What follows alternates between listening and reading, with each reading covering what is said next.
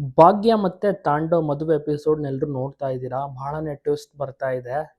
ಭಾಗ್ಯಕ್ಕೆ ಚೂರು ಇಷ್ಟ ಇರೋದಿಲ್ಲ. ಮತ್ತೆ ಶ್ರೇಷ್ಠನ ಒಂದು ರೀತಿಯಲ್ಲಿ ಬೇರೆ ಕಡೆ ಎಲ್ಲ ಕೂಡಾಕಿರ್ತಾನೆ. ಸೊ ಈಗ ಶ್ರೇಷ್ಠ ಮದುವೆ ಮಂಟಪಕ್ಕೆ ಎಂಟ್ರಿ ಕೊಟ್ಟಾಯ್ತು. ತಾಂಡವ್ ಇನ್ನೇನು ತಾಳಿ ಕಟ್ಬೇಕು, ಬಂದು ಮದುವೆನ ನಿಲ್ಲಿಸ್ತಾಳೆ ಶ್ರೇಷ್ಠ. ಇದೇ ಬೇಕಾಗಿತ್ತು ಭಾಗ್ಯಗೆ. ಯಾಕೆಂದ್ರೆ ಫಸ್ಟ್ ಭಾಗ್ಯ ಜೊತೆ ಸಂಸಾರ ಮಾಡ್ತಿದ್ದಂತ ತಾಂಡವ್ ನಂತರ ಶ್ರೇಷ್ಠನ ಮದುವೆ ಆಗ್ತಾನೆ. ಮತ್ತೆ ಈಗ ನೋಡಿ ಶ್ರೇಷ್ಠಗೆನೆ ಮೋಸ ಮಾಡಿ ಮತ್ತೆ ಮರು ಮದುವೆ ಭಾಗ್ಯ ಜೊತೆ ಆಗ್ತಿರೋದು. ತಾಂಡವ್ ನಿಜ ಮುಖ ಎಲ್ಲವೂ ಕೂಡ ಗೊತ್ತಿರುವಂತಹ ಕಾರಣ ಭಾಗ್ಯಗೆ ಇದು ಚೂರು ಕೂಡ ಇಷ್ಟ ಇರೋದಿಲ್ಲ.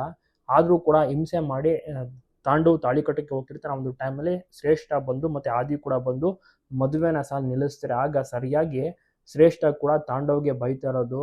ಅಲ್ಲಿ ಸರಿಯಾಗಿ ವಾದವನ್ನ ಮಾಡಕ್ಕೆ ಬಂದ್ರು ಕೂಡ ತಾಂಡವ್ಗೆ ಸರಿಯಾಗಿ ಬೈದು ಬಾಯಿ ಮುಚ್ಚಿಸ್ತಾಳೆ ಶ್ರೇಷ್ಠ. ಒಟ್ಟಾರೆ ಈಗ ಮದುವೆ ಅಂತೂ ನಿಲ್ತು. ಭಾಗ್ಯ ಒಂದು ಜೀವನ ಏನಿತ್ತು ಅದು ಸದ್ಯಕ್ಕೆ ಈಗ ಸುಧಾರಣೆ ಆಗಿದೆ ಅಂತ ಹೇಳ್ಬೋದು.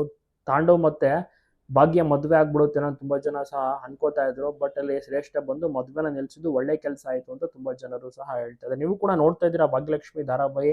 ನಿಮ್ಗೆ ಯಾರ ನಟನೆ ಇಷ್ಟ, ಟ್ವಿಸ್ಟ್ ಹೇಗಿದೆ ತಪ್ಪದೆ ಕಮೆಂಟ್ ಮಾಡಿ. ಎಲ್ಲ ಕಡೆ ವಿಡಿಯೋನ ಶೇರ್ ಮಾಡಿ.